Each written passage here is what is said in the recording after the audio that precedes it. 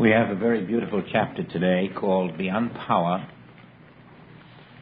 And if all of us knew this chapter within our hearts, if the message of this chapter were taught from every pulpit in the world, I think the hospitals would go out of business. The doctors would go on vacations. The insurance companies wouldn't have to pay these vast premiums for people who are sick. We'd find that there is a real meaning in peace and goodwill on earth to men. But first we'd have to know the meaning of beyond power. We know that the world has been seeking God, not only for 2,000 years, but before that. We also know the world has not found God. We know the world thinks it is worshiping God, and we're quite certain it is not worshiping God at all. But you know, a strange thing comes to you. Although we may think we are seeking God, most of us are not seeking God at all. We're seeking the power of God. And the power of God and God is quite a difference. We want God power, but we don't want what goes with it. We actually don't want God, just a little of that power. A little of that power so that I can continue to live my way. Man is unaware that when he is seeking God power, that he must accept God first, because without God there is no God power. You cannot have God's power come into this world. My kingdom is not of this world. And so we have man straddling a fence, living, as it were, in his little pigeon coop, Joel calls it, or doghouse, that human mind, striving to get God to come into this world and do something, but unwilling to come into God's kingdom. And so the mind, completely unaware of its own problem, is trying to overcome. It is trying to overcome its sins, its diseases, its old age, all of the qualities that it doesn't want, it wants to overcome. And in so doing, it is accepting that God is imperfect. We have a special way to come into the kingdom of God. It has absolutely nothing to do with overcoming any problem. It does have to do with the recognition that God being perfect, the problem must be a counterfeit. Now suppose you had in your hand 10 $100 bills, freshly minted, and on each of them was the picture of your own self, and you went out with these $100 bills to spend them. And everywhere you went, the person you gave the $100 bill to would look at you and say, well, that's very nice, but it's not genuine. You're just playing a game. And you might say, no, these are real $100 bills. But no one would accept them. No airline, no department store, no one anywhere would accept these $100 bills with your picture on them. Now you might say, why don't we pray and treat for that? Let's close our eyes and meditate. We might even say, let's get Jesus Christ to do something about this. Surely he can make my counterfeit $100 bills have purchasing power. But ultimately, we'd reach the conclusion that there's only one way to make purchasing power, and it isn't to try to spend those counterfeit bills, it's to get real ones. Now, the same thing happens when you have a problem. You want to get rid of it, just as you had wanted to spend those $100 bills. But try as you will to treat, it is still there. You cannot overcome it for the same reason that you couldn't overcome a counterfeit $100 bill. You must find the genuine. To dwell in the idea of overcoming, removing, healing that which is counterfeit is the false conflict of the human mind. Man is trying to do just that. He's trying to overcome his human problems without the realization that because God is perfect, every problem must be a counterfeit. A real problem in the presence of God is unthinkable, and God is omnipresent. Now then, that is why we have the chapter Beyond Power. Not to find a power that can overcome my counterfeit problems, but one, to realize that every problem on this earth is a denial of the omnipresence of God and the omnipotence of God, and this very denial is the nature of removing ourselves from the very power of God that the counterfeit mind is seeking. Having established to your conviction that you cannot have a real problem, in spite of what your mind may think, you are then prepared not to remove the counterfeit problem, but seek ye first now the kingdom of God. Now to move away from that which appears to be the problem, even to the tune of looking at whatever your problem might be and knowing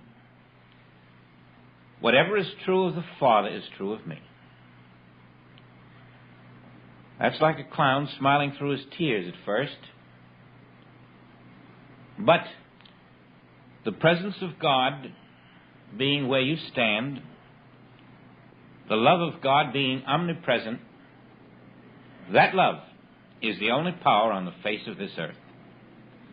And any other suggestion of power, belief in power, acceptance of power is an acceptance of two powers: the power of God and the power of something else. And it is that belief, native to every human mind, which lives in the belief that there is beside the Father another power, or another 1,000 powers, and I must fear all of them. That belief in us opens us, makes us vulnerable, and ultimately involves us in the defense of our own physical and mental and financial self against the ravages of these powers that we suspect are present. They're all counterfeit. They never have power except in the little doghouse, the little pigeon coop, the little human mind which is separated from God. Now then, what will we do to come into the understanding of no power? Now let's suppose that you like to paint pictures. You put up your easel, you put your canvas on it, you get set just where you want to be, and you look out there at that beautiful landscape, and now you start working from your palette onto the canvas. When you're finished, you put your name in the right-hand corner somewhere or the left. This is your painting. If someone had come along and had painted half of it for you, you wouldn't put your name on it. This was your painting. Everything on that canvas, you did. Now, to come to know power, we have to give God that privilege. We have to turn to the Father and say, I am going to be a blank canvas, and you paint a picture. You paint a picture of my life. I won't make a stroke. It's your palette, it's your canvas, it's your easel, it's your universe. I'm giving the universe back to you. It's your life, I'm giving the life back to you. And whatever you paint, that will be me, appearing as a form on this earth. I will be your living canvas. And turning that back to the Father, letting the Father paint my life, letting His brushwork, His mind work, His thoughts, His power, His presence, everything that He is, become that which appears as me. This is coming into the realization that because only God is, I must be included there, and I can trust that which is the power of God to run a perfect universe, including a perfect me. I'm seeking no power. I want no power. For having the Father, I have all power. Now we're accepting the gift that the human mind has ever refused. It is the gift of God, which is the gift of life. We're saying, Father, you are infallible. I can no longer be separated from you, searching for your power, your goodness, your rewards. I accept that only your love is the present power of the universe. I withdraw all need, want, and desire for any power. I can rest in the fact that all God is all that exists, and therefore there is no need for power. The mere need for power was a belief in a life and activity other than God. Knowing that there is only God, I reach that pinnacle of consciousness where I need no power, but rest, dwell in the knowledge that God being all, God needs no power to improve anything in this universe.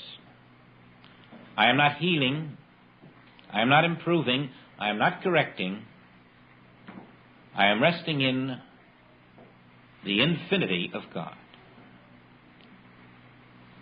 Now, when you have a problem, a pain, you will discover that the last thing you're interested in at the moment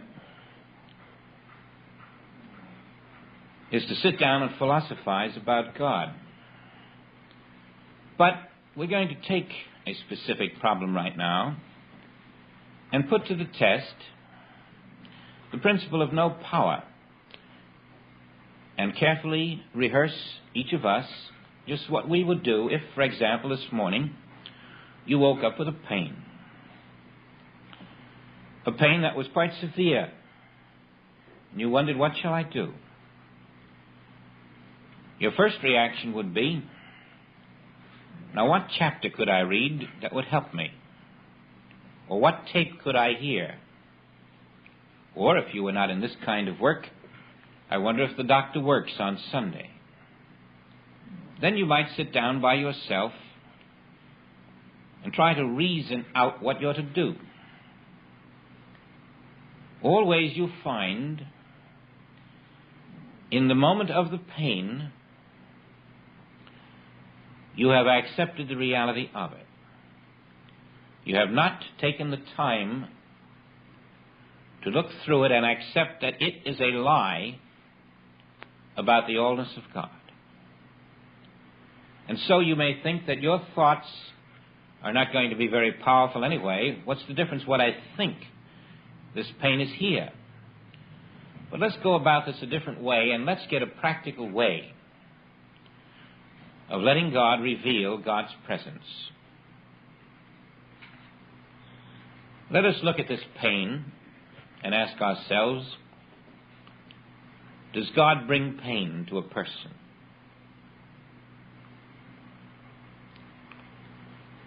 Remembering that what you think is important, for what you think is going to bring you to a place where you can finally receive God's thought.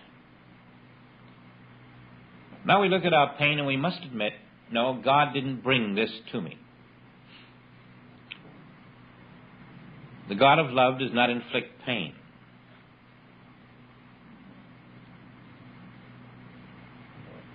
The God of love is the only creator, the only cause. Now, who brought the pain? If God is the only creator, who created the pain? Can someone else create the pain if there's only God, the creator? Can a condition create a pain? You're standing on the absolute that what was not created by the Father was not created. And yet you've got a pain that God didn't create. You've got a pain that wasn't created. Therefore, what is the pain? It's your ignorance of truth. Now, it's good to face that, because you're dealing with that which will stand you in good stead for all the years to come. Whenever I have a pain, that is evidence of my ignorance of truth. Now, it may be a burden, but let us look at it as a burden of love. Let us see that if I did not have this pain, I could not rise to the point where I see the nothingness of pain, and I would be very happy to settle into my comfortable imitation of life. All these little burdens of love, which we call problems, are making us face the reality that what we are living in this world is the imitation of life. And so now comes the pain. And because you must come to the place where you see it was not created by God, it was not caused by God, it is not derived from the power of God, and there is no other power, creator or cause I have, unreality, causing me pain. Strangely enough, as I can realize this to a degree, I begin to feel the lifting of a measure of that pain. Now we've got to go to the place where the pain is. Let's say it's on the right side, the left side, wherever you have it. Is God there? And if the answer is yes, then the question must be, how can God and a pain be in the same place? Now then, if I still insist that I have the pain, I have denied that God is there, and I have denied that God is the only creator, and I'm throwing the book of John out the window. For John assures us, if God didn't make it, it wasn't made. Now suppose I come to the belief that God is the only cause, the only creator, and God is there where the pain appears. Now I'm beginning to see that the pain rests where? It rests in that little doghouse of a mind. I thought it was in my body, but it isn't. The pain is never in the body. The pain is always in the mind. The mind imagines it to be here and there and in other parts of the body, but always the pain is in the mind. And why is it in the mind? Because the mind is a relay station for the thought of the world. And so now you're taking the pain out of the body. That isn't where it is. You recognize that it is in the mind. And again, you feel a measure of relief. You are facing that God is the only creator. God does not bring pain. The pain is not in the body, for the body has no life. The pain is in the mind. The pain is a mental idea. And the pain, the mental idea, is being received from the world consciousness. Now you've got it located accurately. Now let's go back to the body. Did God create that body?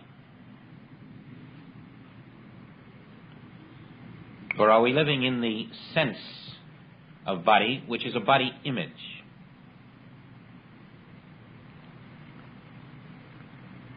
What is that body image? What is it made of? this that you call my body. If spirit is all, what is this body image? Science tells us what it is. Atoms. All right. Now I have a pain in my atoms. Let's look at those atoms. What are they? We find that atoms are energy. Little electrical particles scurrying all over the place. We don't see them. But that's where the pain is. Atoms. Now we get into those atoms and we find a very beautiful thing to know. Atoms are mostly empty space. There's hardly any solidity to them at all. They are completely electrical charges. But what are these electrical charges? They are the energy of the mind. Mental energy. Mental energy creates atoms. Atoms which appear to be solid flesh and blood. Where does this mental energy come from? Not your mind, it comes from the world mind. And it relays itself through your mind, and now it's atoms in the body. You have a body image of atoms. And so we're looking out at a world which we call matter. But it isn't. It's mental energy. Body images, tree images, bird images. Images of form made of mental energy. The world, which is not our Father's kingdom, is world mental energy. And someday, a child will be born, and it will be taught before it knows anything else that this world is made of images. This is an image world. And if you and I had been taught that this is an image world, we would think nothing of it. It would become just as easy to know that as what we have grown up to know. We would know that everything in the world is a mental image. And we would learn that our function on this earth is to make those mental images conform to the divine idea instead of to the counterfeit mind. That would be our purpose. And because we had not been conditioned to accept the forms as real, as creations of God, as ourselves, it wouldn't be difficult at all for us to realize that this outer world represents the inner consciousness of each individual. And that as the inner consciousness is purified to transmit only the thought of the divine, the outer images would be the divine image and likeness. This would become very normal for every child. And then whenever we saw in the outer images impurities, lacks, limitations, we would know that we had a function unfulfilled. We had not connected the without with the within. And so we were separated, and the without was showing forth that separation. This is what we will learn to do. This is what we're learning to do now. Now our function, then, is to bring forth into visibility the divine image and likeness of God. In our experience, in our neighbor's experience, wherever we go, to acknowledge not the form, which could be good or evil, but to acknowledge the invisible presence of God, which is always perfect. And thus, in acknowledging me in all thy ways, you are keeping your mind stayed on the truth, not slipping back into a world of matter, into a world of atomic images, into a world of human and world thought, but rather resting in the conscious awareness that my kingdom is not this world of images. This world of images is the added things. My kingdom is the Father, the Spirit of God. And only in my conscious awareness of the Spirit, in my spiritual consciousness, do I receive that bread which is not the bread of this world, that bread which is of the Father's house, that bread which satisfies. Then I can rest. I'm not seeking a power. I'm not trying to improve anything. I am resting in the presence of God, the realization that where I stand, the Father is. And Father, it's your universe. I am letting you run it your way. Then those images out there are going to be divine.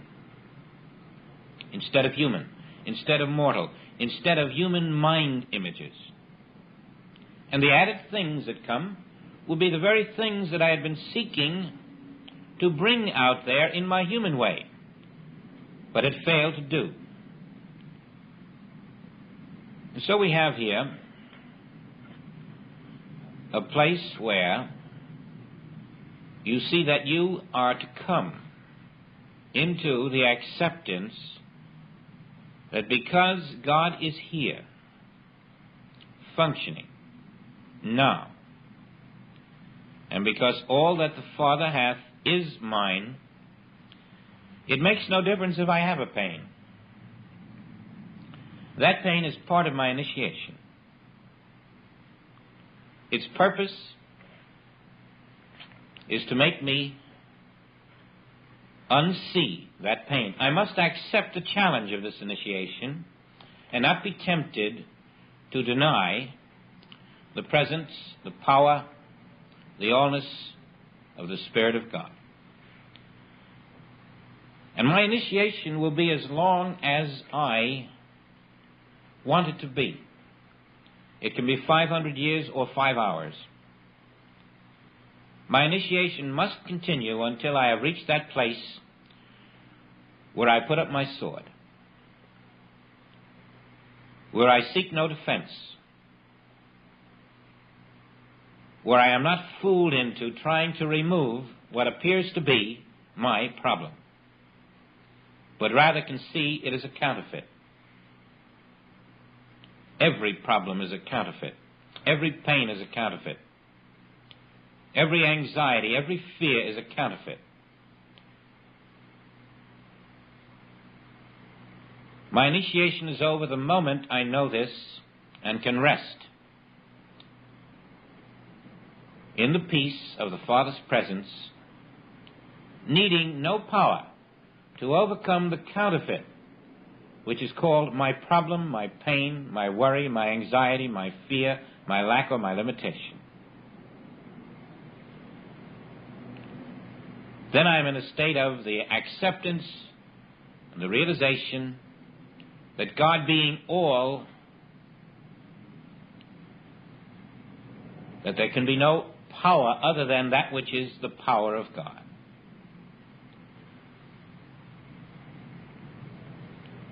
Now I am not asking God to come into my world and use God's power to make my world better. I am not saying to the Father, you didn't make this world, but improve it. You didn't make this world, but remove the problems of it. I am saying to the Father, there is no world. There is only your kingdom. Seen through the glass darkly of that little mind, we have a world. But right where this world is, I accept the kingdom now, here. The Father, now here. My spirit, as the Spirit of the Father, now here. And through the tears, through the pain, through the conflicts, there is the acceptance that I am perfect now, in spite of what appears. But that is the truth, and it is the truth that makes you free. You can rest in who you are and who God is and know that they are one. Now, if you do not do this, you're falling into the trap.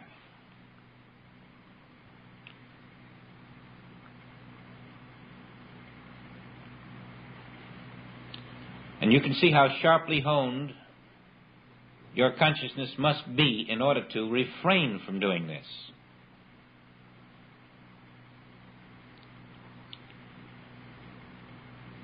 To resist evil is a natural human instinct.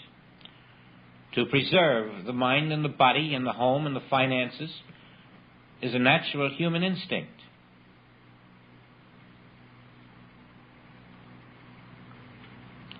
And we are to overcome our natural human instincts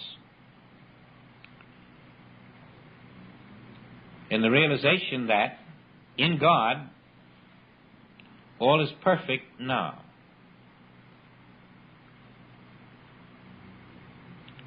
As you remember, our assignment for the year is take dominion over mind and body, over mind and matter. And to do that, we must come face to face with the understanding that our own mind is the liar about God. Our own mind is an accomplice to the false creation.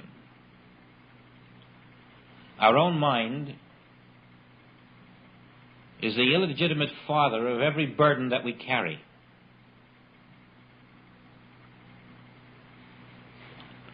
And that mind is constantly separated from the one mind of the Father. There is only one mind, God. It doesn't destroy evil. It doesn't destroy hate. It doesn't destroy things in this world. It hasn't done that in 2,000 years or more. God hasn't destroyed our enemies.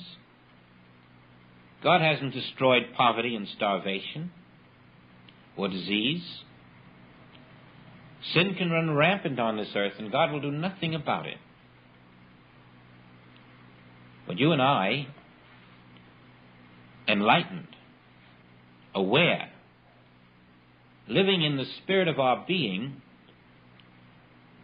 we can say, oh, that is only the arm of flesh, meaning counterfeit, a false appearance, a thing called cosmic thought. The mist in the Bible, and in our awareness of the counterfeit nature of this cosmic mist called world thought, we can smile. They have only the arm of flesh. We have the Lord God Almighty. We have the awareness that God is the only self, the only life.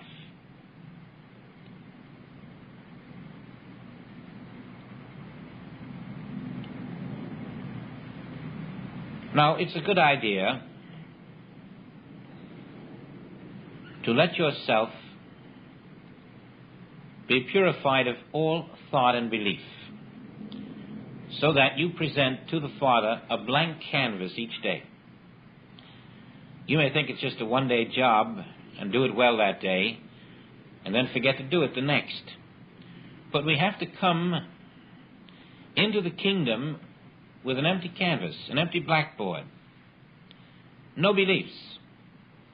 Because if you have a single belief, you're activating the mind which is separate from God. Ultimately, you see, that mind separate from God must be transcended. And so you practice eliminating the false activities of that mind. You acknowledge the Spirit of God in your neighbor. You refuse to condemn. You refuse to resent. You refuse to gossip. You refuse to hate. Why? Because you are acknowledging the Spirit of God, rather than that which the mind sees. And one by one, you purge the mind of its activities, which are a denial of the allness of Spirit, the perfection of Spirit everywhere, the love of Spirit everywhere. And now you're reaching a place where the mind can take no thought for its life, for what it shall eat, or wherewithal it shall be clothed, because it has accepted that there is no power needed, that there is no power that can take its life, no power that can starve you, no power that can deny you the necessities. No weapon that can be formed against thee can prosper, because you constantly live in the acknowledgement of only the power of God, the only power on the earth and in the heavens, never denying it by word, deed, or thought, alertly catching yourself every moment that in some way you have turned away from this truth, so that you can stand in Gethsemane, if necessary, with the realization that even here, the Spirit of God is my only protection that I need. The Spirit of God is my health. The Spirit of God is my safety. The Spirit of God is my sustenance in all things. Why? Because that's all there is. And what about these appearances? That mind which had believed in these appearances is no more. I am no longer standing in my senses, no longer standing in that belief that God can be imperfect on Tuesday and perfect on Wednesday. No longer standing in the belief that there will ever be a day in this universe when God is less than all there is. Now that is your initiation. And when you're standing as a blank canvas, needing no power to defend you, you'll find the sky is raining with loaves and fishes. You'll find sustenance appearing everywhere. You'll find the glory of that presence manifesting, revealing itself where you stand as the absence of pain, the absence of lack, the absence of limitation, the presence of the fullness that you have been able to accept in your consciousness. For now, you are thinking God's thoughts. And as you think God's thoughts, they are backed by the power of God, and they are made flesh.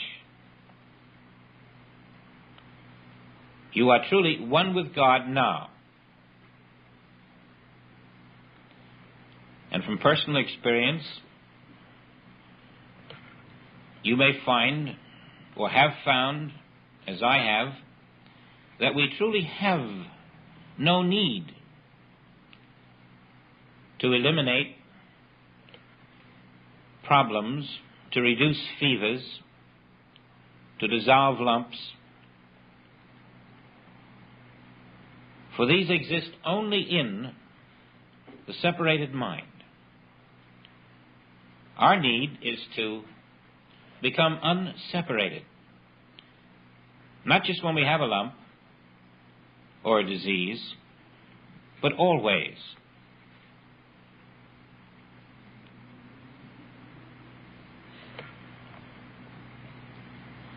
Now try with me this release to the Father, in which all that you are, you surrender. Heart, lungs, liver, back, shoulders, arms, brain, complete mind and body and soul, to God.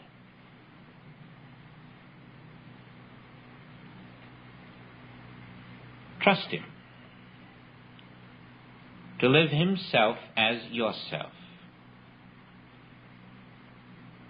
You find the separation of the mind is overcome. And with it comes my peace, not as the world giveth, but the peace that really passeth understanding. It is the peace of your acceptance that God is where you stand.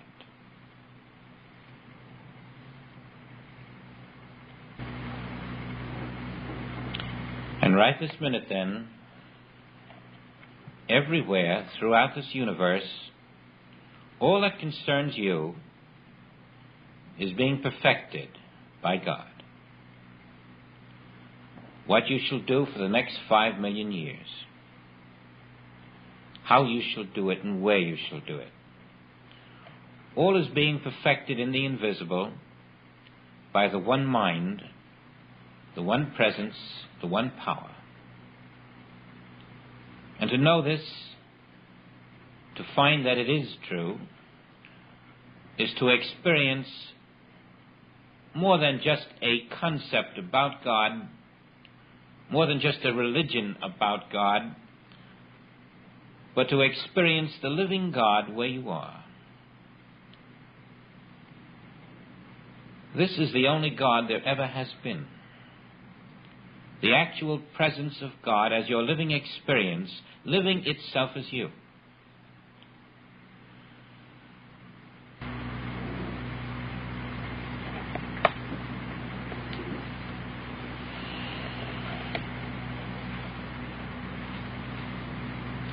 Now we have God, and we do not have to seek God power. God, realized, is the power of God functioning where you stand. It goes before you. And it gives you the signals, sending its angels, its thoughts, its impulses, directing you, so that you're only passive in your meditation, but you're very busy out in this objectified world, doing your Father's business.